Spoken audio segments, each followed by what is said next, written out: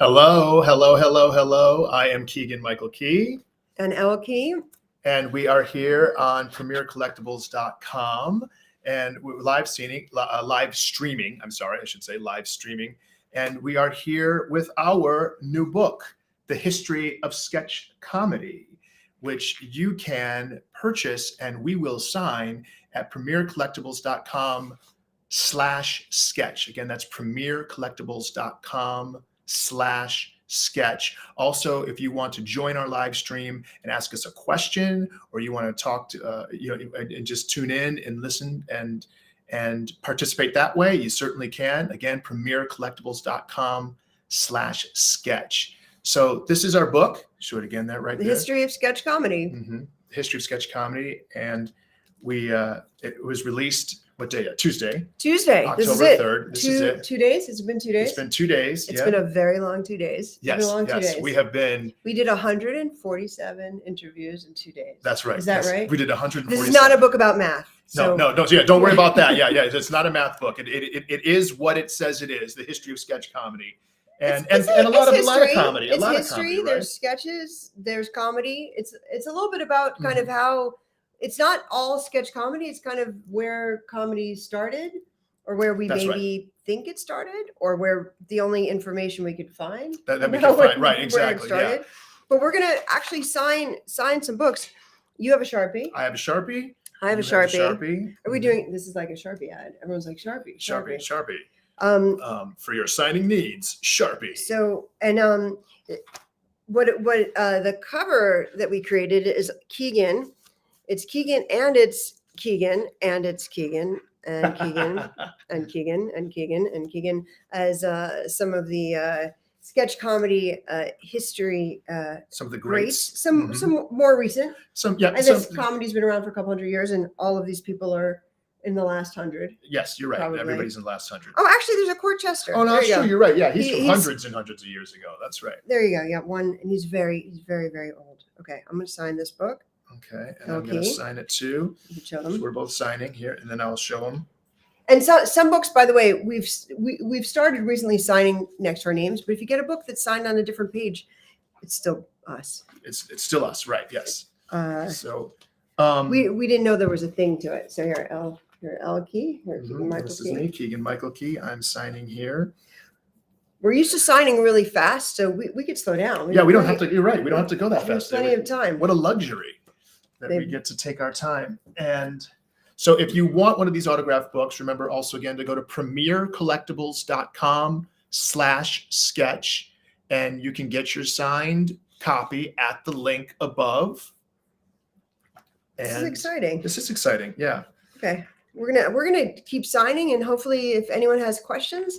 We have some questions. We have some questions. We already have some questions. All right, that's great. All right, let's hear some. While you were growing up, when did you was there any particular show that influenced your decision to go into sketch comedy? Ooh. Oh man, that's a good question. Boy, I think. How about that? I'll answer for Keegan, and Keegan will answer. No, I'm teasing. What do you think, Keegan? For me, there was a moment, and it was Saturday Night Live, and it was the first time that I heard my father really, really laugh out loud. And there was an Eddie Murphy sketch where Eddie Murphy was doing an impersonation of Stevie Wonder, and he was doing the impersonation to Stevie Wonder, which was absolutely amazing. And I remember seeing him, and my father was just rolling. He was laughing so hard. And I thought to myself, what is that guy doing that is getting my dad to laugh like this so much? I want to be able to do that. And so that was really, I was probably 12 or 13, maybe 14 years old at the time. And I remember just thinking to myself, that's something I want to be a part of. So that's the answer for me. It was Eddie Murphy and Saturday Night Live. That's a good answer. Thank you. That's a good answer. Thank you. All right. What are there other questions? Yeah. Also, that was from Matt in Georgia, by the way. Okay. Hi, Matt. Georgia. Thank you very much for that question. Sarah from St. Louis wants to know, what are your top 3 favorite sketches from any group of all time? What are some sketch quotes that you find you reference the most every day? Love you both, and thanks for doing this. Well, thank you. Thank you, Sarah. It's funny because the ones that are favorites might not have the best lines, That's right. but there's a sketch from Key and Peele that we certainly both love. We love everything from Key and Peele, of course. But there's a sketch called Gremlins 2. Yes. So in Gremlins 2, Jordan Peele plays someone who's kind of a movie consultant for when people make a sequel of a movie. And it's the executives sitting around saying, okay, we had a lot of success on the Gremlins. We're going to do a second Gremlins. Who's got ideas? What are we thinking? How are we going to do this? And Jordan comes in as the movie second consultant. Yes. Mm-hmm. Who says he's there when movie studios want to drop a deuce. And he goes from person to person and tries to inspire creativity. And when someone comes up with the craziest idea, like what about a nerdy gremlin, or what about a geeky vegetable gremlin, whatever it is, and he goes, it's in the movie. It's in, you do it. He goes, it's in the movie. Whatever you just said right now is going to be in the movie. Well, you said adjective, and then you said the word gremlin. It's in the movie. No matter what. Yeah. So whatever, no matter what Jordan says, everyone just go, no matter what, how harebrained or silly or stupid the idea is that someone comes up with, Jordan just goes, it's in the movie. Right. If Hulk Hogan's in it and breaks the fourth wall, and it's in the movie. It's in the movie. So we do quite often in our household go, oh, it's in the movie. It's in the movie. Hannah from New York wants to know, what made you want to come out with a book now? What made us want to come up with a book now? It takes a long time to make a book. So I think I wanted to come out with a book 8 years ago, and then 7 years ago started taking notes, and then have been taking notes for a long time. And then I think this release date this week was probably chosen a year ago about. So I wanted it to come out last year, but this is good. We're happy. We're happy that it's out now. But I think COVID certainly was a motivation, and we thought this is a lot of fun information, and maybe we could inject a little levity in the world. So that's basically the reason why we pushed for it in this time frame. Yeah, that's a good answer. Thank you. Very good answer. Lindsay from New Jersey wants to know, what has been a highlight in your career? A highlight in our careers. Well, let me see. One highlight that I think I could probably speak to in my career was being able to do the White House Correspondents' Dinner with President Obama. And I have a character from Key and Peele. Where I play a gentleman by the name of Luther, who is the president's anger translator. And typically I would do that character with Jordan Peele doing a very, very good President Obama impersonation. But then at the White House Correspondents' Dinner in 2015, I was given the opportunity to actually play the character opposite President Obama. And that was definitely a career highlight for me. That was something else. That's pretty cool. Yeah, that was pretty cool. Yeah, not so bad. White House Correspondents' Dinner, Barack Obama, Keegan-Michael Key. That's pretty fun. What about you? What about me? I think a career highlight was winning the Webby Award for podcast writing for the history of sketch comedy, and then being able to go to the award show and get up on stage. And if anyone knows about the Webbies, they might know that your acceptance speech at the Webby Awards is only 5 words long. They only allow people a 5-word acceptance speech, which, by the way, they tell everyone this over and over and over. They make a big deal. It's 5 words. There were a lot of acceptance speeches that were 6 words, which is pretty funny. But the people weren't accepting for math, so it was good, I guess. 5-word acceptance speech, and I didn't tell him what the speech was going to be. I did not tell him what the 5 words were. I had him thinking for a while, maybe it was going to be laughter is the best medicine. Wait, laughter is the best medicine. I thought that might be the one. Let's make that the little red herring for him. And then when I got up on stage on the show, when he came up with me, I said, find someone who inspires you. And I looked at him, And it was like, oh, everyone was happy and crying. Everybody was It was happy and good. crying. The whole right? audience was like, And it was Very one, sweet. and it was, if I may, it was one of the best speeches of the night. In was the fact, be- it was oh. the best speech of the night. It was the best speech of the night. Thank you. But that was definitely a highlight. That was a highlight in my career. Karen from Illinois asks, what was your creative process like behind this book? Is it similar to how you craft your humor? Is it similar to how we craft our humor? I think so. A lot of the book process came from me writing down stories from Keegan's life in the years that leading up to this book being published. So I was kind of collecting stories. So Keegan would tell me about, like we would just be chatting about something and he would say, oh, when I was in a Renaissance festival. And I was like, whoa, wait a second. You were in a Renaissance festival. What? Okay, Tell me more. And then I would just start writing down stories. And he'd be like, are you taking notes? I'd be like, don't pay any attention over here. Why are you taking notes? Not for nothing. For the book. It's a good story for the book. And then I would start taking notes of him, whatever he's talking about, which is a lot of fun. So I think the creative process was Keegan says something funny or interesting, and I go and put it down on my computer and go, oh, this is good for later. This might be great for chapter 3. He's like, what? What are you talking about? I was like, nothing, nothing. But You'll see. you'll see. You also, she also found she found a very creative way of weaving all those stories about me into the actual history of comedy. And that you did beautifully. Oh, I thank you. Yes. So I took all of these Keegan stories, which are all the Keegan stories, and kind of ran a little string through them and used that as Keegan is your tour guide through the history of sketch comedy. Some people got their books on Tuesday because the books came out on Tuesday. Mm-hmm. If you already have a book, I know this is a live signing, but if you happen to have a book, you certainly can get another one on premiercollectibles.com/sketch /sketch. But if you already have one and you want to make a comment, we might be able to get those also. I think there's some comment page here too. Mm-hmm. Is that possible? I think so.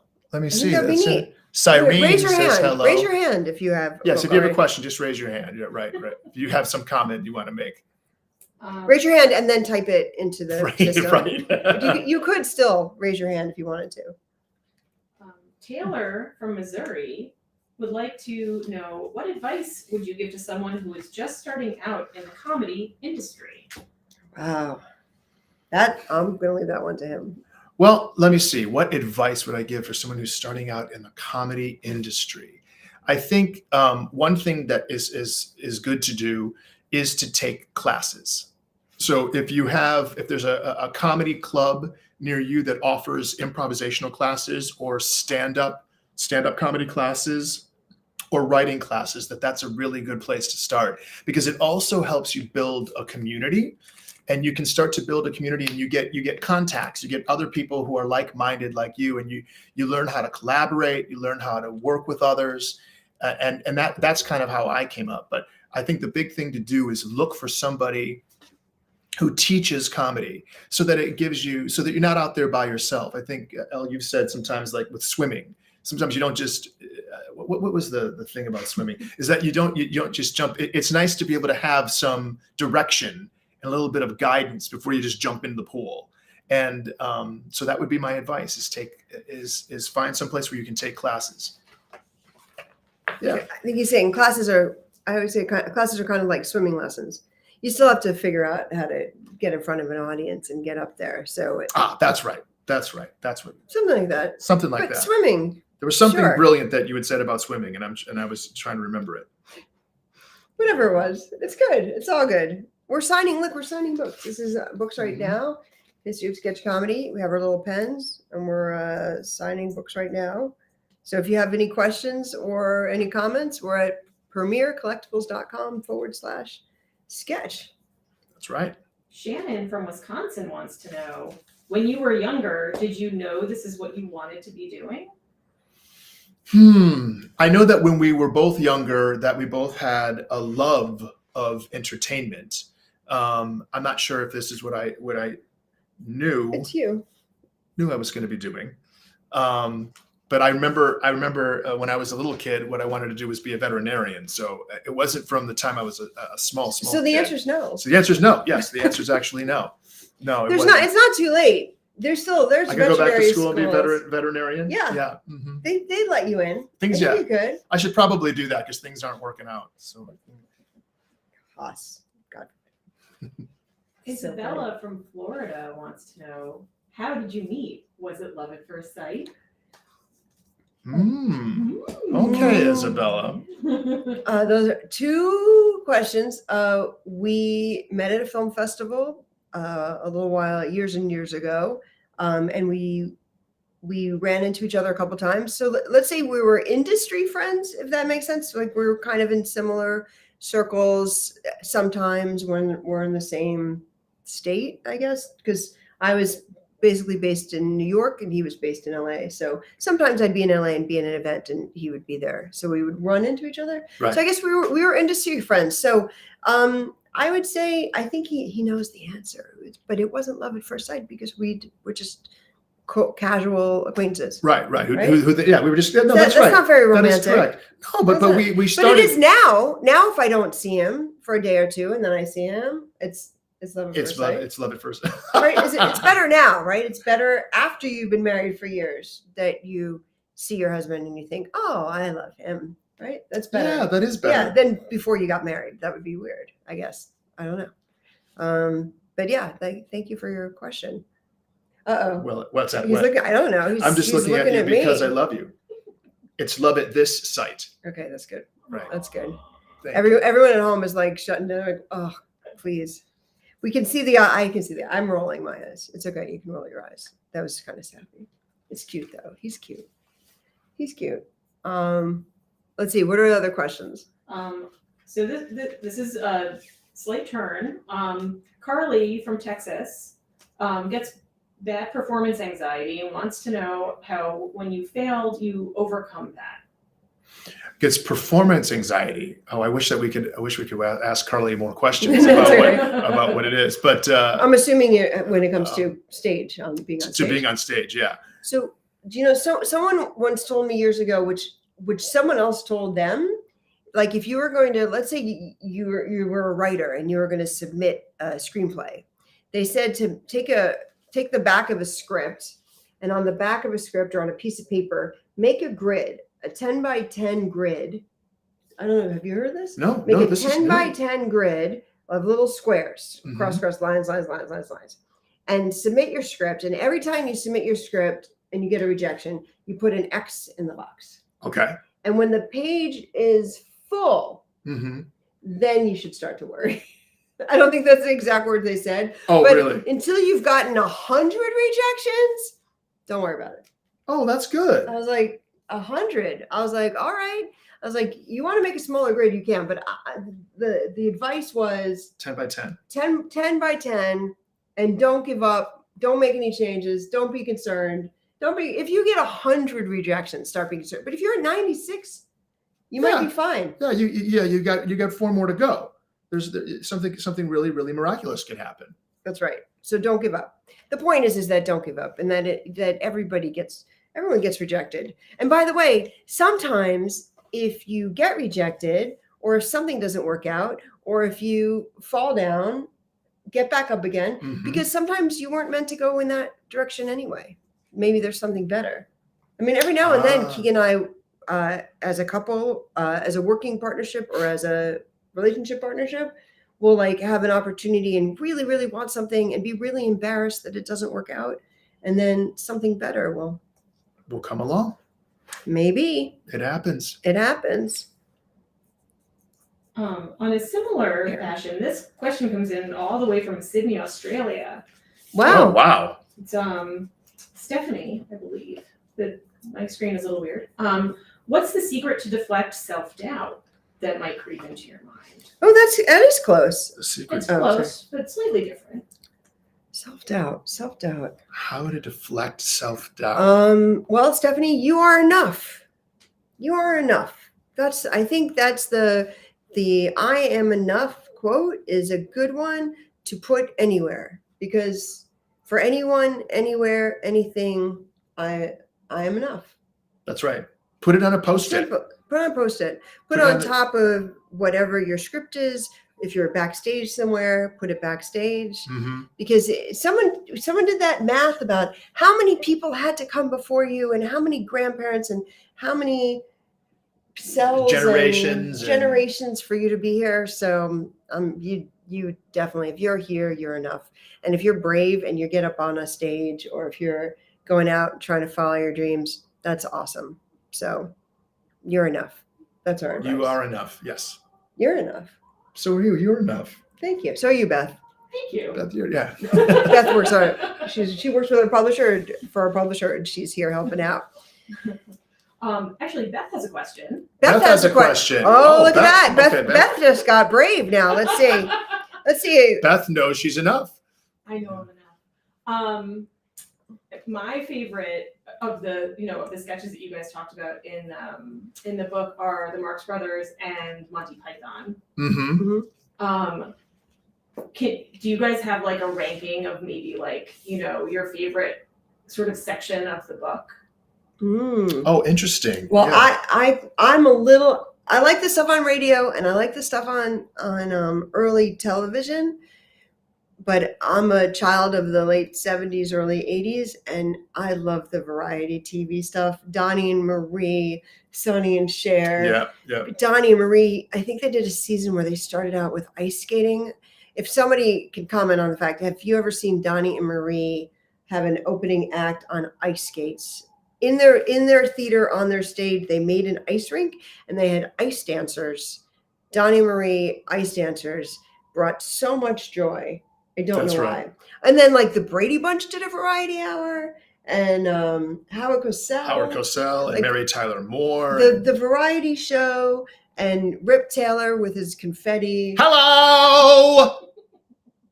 All of that. That's probably my favorite. Do you have a favorite part of the Yeah, book? I do have a favorite part of the book. Uh-oh. It's the chapter. I think it's the chapter about the British, about British humor and British sketch comedy. That's my favorite chapter in the book. And not just because we get to talk about Monty Python a little bit, but also because there are other really funny people that if you have an opportunity to look up sketches from groups like that Mitchell and Webb look and Fry and Laurie, it's really I find those sketches to be really, really funny, and that's one of my favorites. We got a couple more books to sign. We keep signing. We went through all the questions. So if you guys, and we have about 5 minutes left, 6 minutes left. So if you guys have a story you want to tell, or advice you want to give, or just you want to do if you guys want to do a couple skits, I feel like that could be really fun for the audience. What is that about? What was it about being brave? What did I say earlier? Yeah, that I am enough and you're enough. We don't have any wardrobe or costumes or. What's interesting is that good. She and I both, it's almost like we share a brain. It's really fascinating because we work together all the time, and we're together most of the time, and we think alike, we act alike, and it's like we finish each other's sentences. Okay, Keegan, come on. Wait a minute. I Did thought you you say said- sandwiches? I did. I thought you finished each other's. Okay. I just had that's lunch with embarrassing him. in front of these I people. finished. Okay. Okay, well, let's try it again. Okay. It's like we share a brain. We finish each other's sandwiches. No, you. Okay. See, I give thought I up. was going to say so that we would say the same thing. Okay. I got this. I got to deal with this all the time. There's a Silly. little bit for you. Silly. Is that a bit? That's a bit. I like It's that. a bit. You just did a bit. You just did a bit. You did a bit with me. I did. Yes, I did a bit. It's cute. It's cute. It's a bit. Those things, they work. They work from forever ago. Well, so anyhow, the history of sketch comedy. So I started saying in the beginning, this is Keegan-Michael Key is on the cover, and if anyone's curious how this cover came to be, when Yes. I had the meetings with the publishers, they said we just want a picture of Keegan's face on the cover, and I was like, well, Keegan is not all. He's a short piece of history. He's a piece of the history. But I thought it'd be really fun to dress him up. And this isn't Photoshop. These are actually images. These are actually photographs. Keegan, I got this amazing team from Saturday Night Live to come and make wigs. And they actually made all of these wigs, and Carol Burnett for Keegan. And then I made a little kind of evolution of comedy. It's on the back and it's inside the book right near where we're signing. So the evolution of comedy, that's where we are. Oh, there you go. Mhm. Can't see. There you go. Evolution of comedy. And I put a lot, there's a lot of love. There's a lot of love in this book. A lot of love, a lot of humor, a lot of comedy in this book. And then, boy, it was really fun to see Keegan dress up in these clothes. Yeah, it was a And blast. we played some Blues Brothers music while he was dressed Mhm. as Jake Blues, or otherwise known as John Belushi. And he is in the court jester, making some silly Did funny faces. my court jester hat make did it have bells on it? I think you did. I think think you I had. Oh, you had bells or pom poms. Oh, I have little bells there. Yes, little bells. There's little bells on there on my hat, as you can see. Yeah. It was a really, really fun day, and I was very fortunate enough that in the book there's a bunch of interviews from some sketch comedy greats like Mel Brooks, Carol Burnett, Julia Louis-Dreyfus is in there, Chris Rock, Jim Carrey, Mike Myers, and Look at that. There's Christopher Guest. There's a page with Christopher Guest. Yeah. Christopher Guest. Mhm. And when we were picking out who Keegan would dress as for the cover, I reached out to Carol Burnett to ask her if it would be all right if Keegan dressed as her, and she was great with it. She was wonderful. We made a fun little video of Keegan in his full wardrobe attire and wigs. It was really cute. But there were a lot of people put a lot of love into helping us with this book, and we are very grateful because it's not easy. It's not easy to make a book, but we did it. We did it, and it's out now, and you can get your autographed copy at premiercollectibles.com Oh, look at this. sketch. Somebody looked up on encyclopedia.com for us that Donnie and Marie made its debut in January of 1976.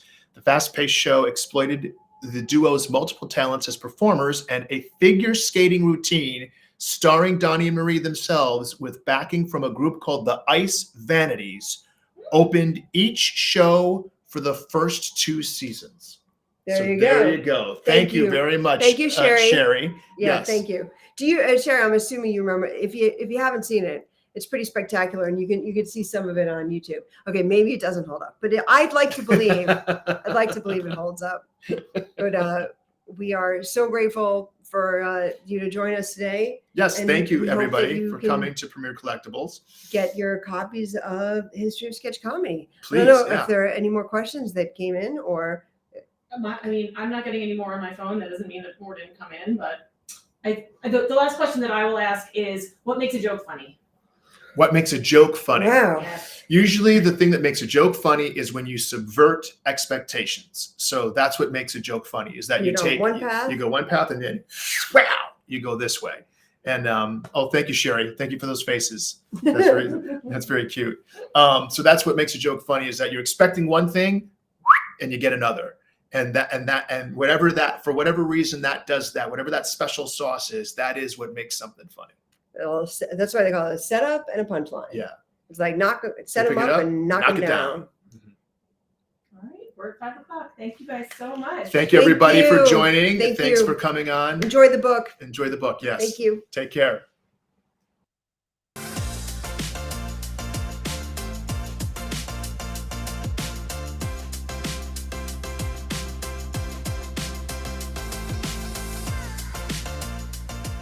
Hey, this is John Acuff, New York Times best-selling author of 7 books and someone who's done a live signing. If you like the one you just watched, make sure you check out our YouTube channel. It's full of amazing authors having great conversations and signing books for viewers just like you. So make sure you subscribe.